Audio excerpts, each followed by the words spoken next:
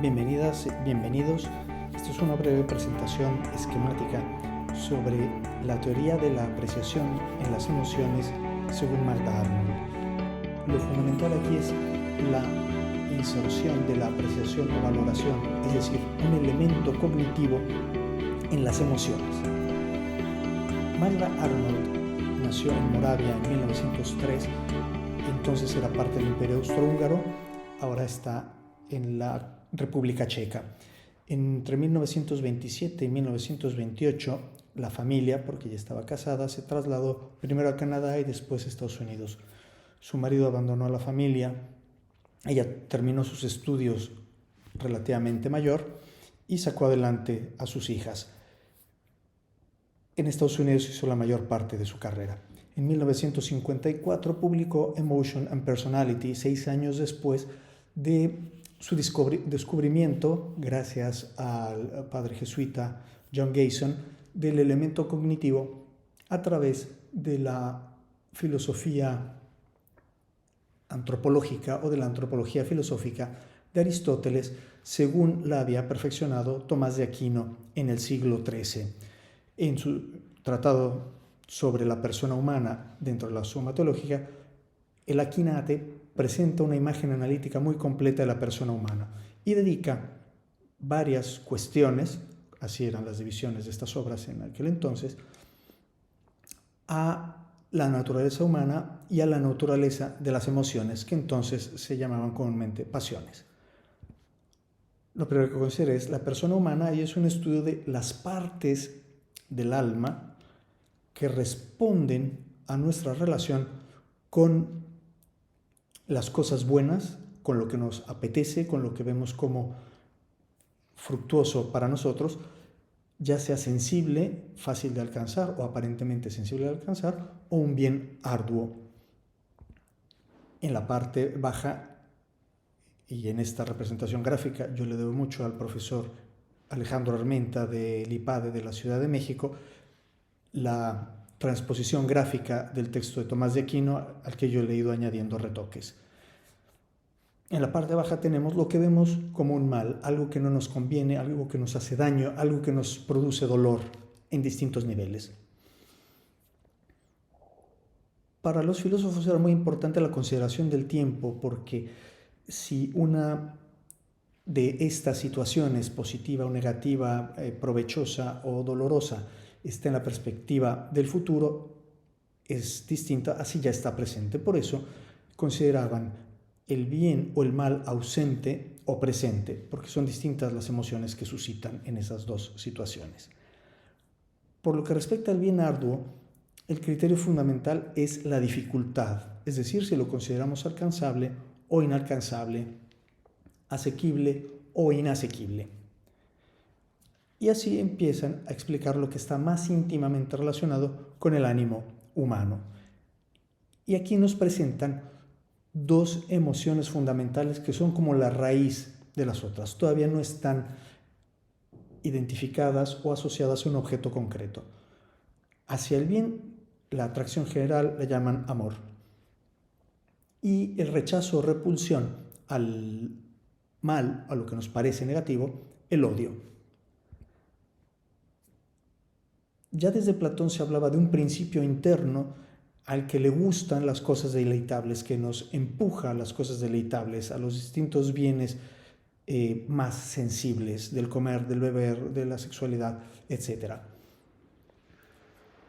Todas las cosas buenas asociadas a esta base que apunta hacia lo deleitable lo llamaron apetito concupiscible, es decir, la tendencia a las cosas deleitables. En el lado izquierdo tenemos, en cambio, el principio que nos empuja a obtener las cosas buenas que suponen esfuerzo. Esta la llamaron, este principio, apetito irascible, es decir, la tendencia que supone e incluso que prevé un esfuerzo. Previsión, valoración, ya están aquí incluidas. Es decir, hay un elemento cognitivo importante, hay una valoración que suscita unas emociones u otras. Volviendo arriba a la derecha a la parte de lo que nos apetece porque nos parece bueno, Si está ausente, simplemente podemos sentir el deseo.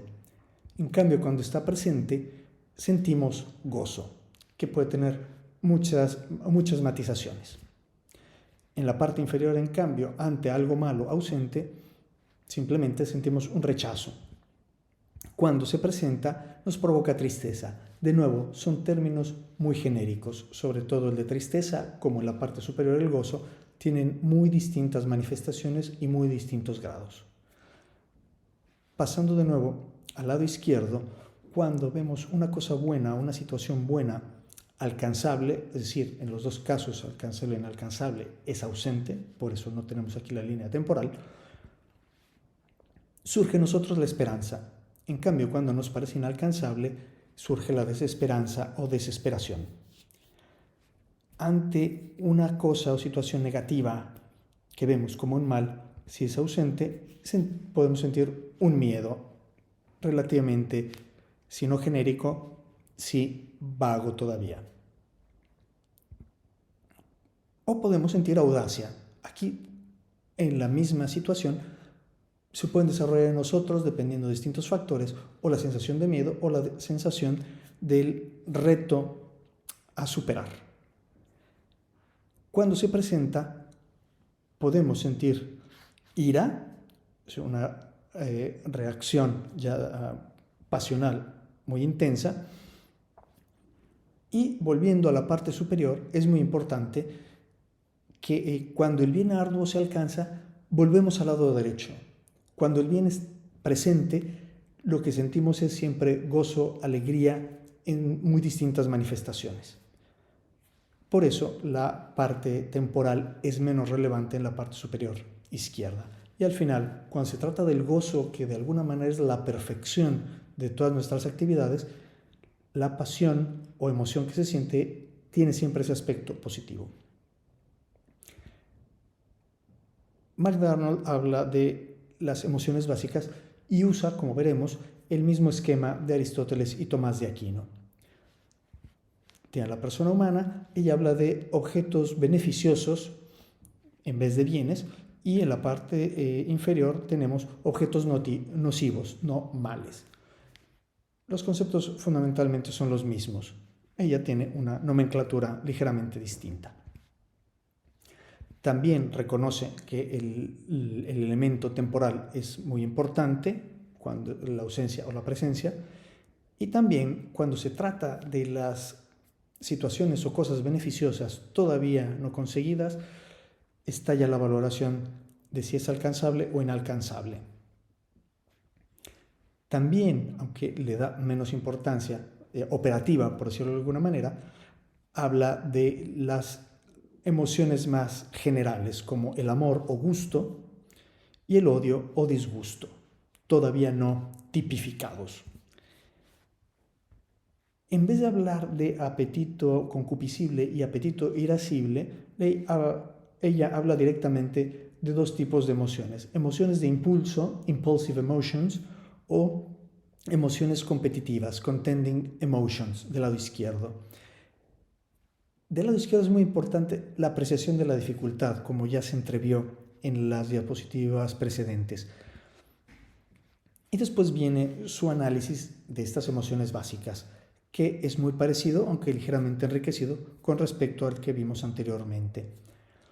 Ante el objeto beneficioso ausente, se desarrolla en nosotros el deseo o el gusto, me gustaría. Si está presente, el deleite o gozo. Ante el objeto nocivo ausente, aversión o rechazo. Y si está presente, la pena o la tristeza. Casi completamente sinónimos mientras no se describan situaciones concretas. Pasando al lado izquierdo, cuando el objeto beneficioso arduo parece alcanzable, se desarrolla en nosotros la esperanza, y de la misma manera que en el esquema aristotélico y tomista está la desesperanza. En la parte inferior se enriquece, pero mantiene esa misma estructura que acabamos de ver. Ante el objeto nocivo ausente se puede sentir miedo, pero ya se puede sentir terror, es decir, un miedo que lo pone entre paréntesis porque es paralizante, es decir, para ya tipificarlo desde aquí, bloquea aunque no esté todavía presente. O se puede desarrollar en nosotros la audacia o coraje y puede ser excesiva, puede rayar en la imprudencia y se llama temeridad. Aquí ya estamos tocando elementos éticos que ya tienen que ver con el comportamiento, aunque estamos todavía a nivel emocional. Por lo que respecta al objeto nocivo presente, volvemos al esquema que tenían Aristóteles y Tomás de Aquino. Puede estar el abatimiento o la ira. La ira, cuando se desgasta, se convierte en algo parecido al abatimiento, con el desánimo. Y de nuevo tenemos cuando en la parte superior, cuando el bien arduo es alcanzado, volvemos al lado derecho. Es decir, el bien alcanzado siempre produce deleite, gozo, etc. Arnold enriquece mucho el desarrollo de las emociones en la dirección a través de una distinción que después se ha convertido en un clásico que ya estaba implícito en las otras propuestas, pero con el elemento cognitivo que ella inserta adquiere una nueva dimensión. Vamos a usar el mismo esquema añadiendo un elemento distintivo. Tenemos los mismos 4 elementos o distintos objetos. De nuevo, la medida temporal. Tenemos las 2 emociones fundamentales, los 2 pares de emociones fundamentales, emociones de impulso por un lado, emociones competitivas por el otro. Aquí aparecen sin todas las flechas que muestran el movimiento o el surgir de las distintas emociones y se añade el elemento de positividad o negatividad. Positivo o negativo no quiere decir que haya que eliminarlas, sino que se refieren directamente al sentimiento, a la valoración del sentimiento como algo que nos produce dolor o algo que nos produce algún tipo de alegría. Esto ya en Lazarus, todavía en vida de Magda Arnold, sufre retoques importantes y siempre se ha mantenido en psicología la idea de que se llaman positivas o negativas por el impacto emotivo directo, no porque tengan necesariamente un papel negativo en nuestra vida. Eso depende de muchos otros factores y de la dirección que después se le da conscientemente a estos impactos emotivos. El amor y el gusto, obviamente, son de signo positivo, mientras que el odio y el disgusto, negativo. La parte alta estará poblada de signos positivos y la parte baja, ligada a los objetos notivos, de estas etiquetas de negatividad. La esperanza también es de signo positivo. La desesperanza, incluso estando en la parte superior, es negativa. Es decir, la distribución no es geométrica, la distribución depende del distanciamiento que tenemos con respecto a ese objeto. Y aquí la distancia que vemos nosotros nos produce desesperanza, por lo tanto es una impresión negativa. Ella añade o explicita el factor de superación o de evitación. Es decir, hay algunas emociones que nos invitan a superar en la parte baja, por eso se duplican de alguna manera, ya lo habíamos visto en el esquema aristotélico. Ante los mismos estímulos se pueden desarrollar 2 emociones distintas y tendrán signos distintos. Cuando nos ayudan a superar, es decir, es como si nos dieran una carga positiva, son positivas la audacia, el coraje y la ira. En cambio, ella asigna un valor negativo a las de evitación, a las que nos alejan. Al miedo o terror.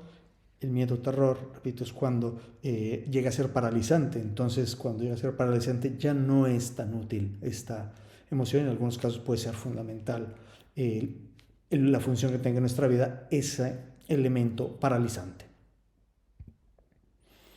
Siempre tenemos la apreciación de la dificultad y esto ya implica que hay toda una serie de elementos que la mente está combinando para dar estas respuestas emotivas. Todavía no llegamos ni siquiera a la expresión. Esto está en la base de las expresiones, que ya tienen otra dimensión y están más cercanas a la reacción. Muchas gracias por la atención, espero que haya sido de utilidad. Hay una obra de Stefano Parenti que presenta el pensamiento de Magda Arnold y se han presentado varios trabajos doctorales sobre ella en lengua española, tanto en inglés como en español.